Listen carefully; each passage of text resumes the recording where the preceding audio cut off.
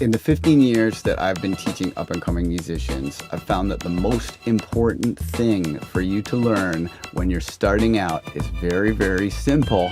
And this one thing makes the biggest difference in getting people over the hump to the point where they can become the musician that they want to be and start achieving the levels of output that'll really make them proud. And that is the importance of commitment. I have said it again and again and again. Commitment. Formal commitment. Really commit. Commitment. Committed to it. Commit.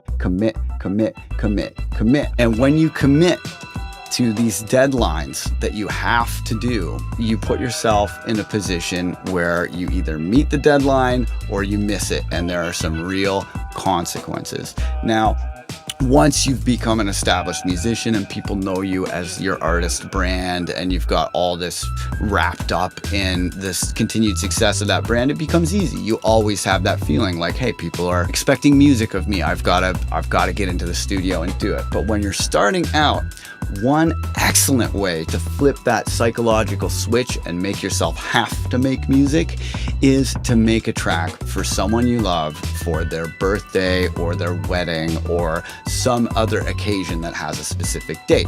This is a fairly low stakes way to make that psychological change. You've got an audience of one, which makes it much easier conceptually to know what to do next. You can infringe all the copyright you like. It can be a little rough around the edges because that's not really what matters, but the deadline is real. And when you meet that deadline and you get that love back that you put into the tune, you're going to be hooked and you're going to want to make and keep more deadlines and increase your level of commitment from there.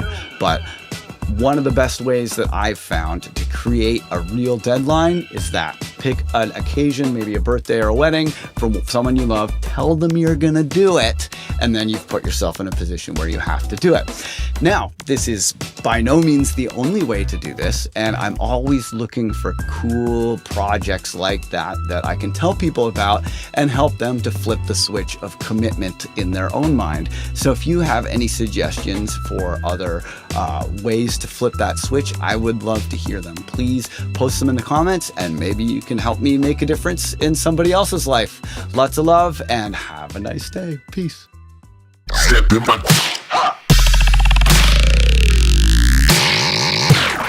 It hits all by itself.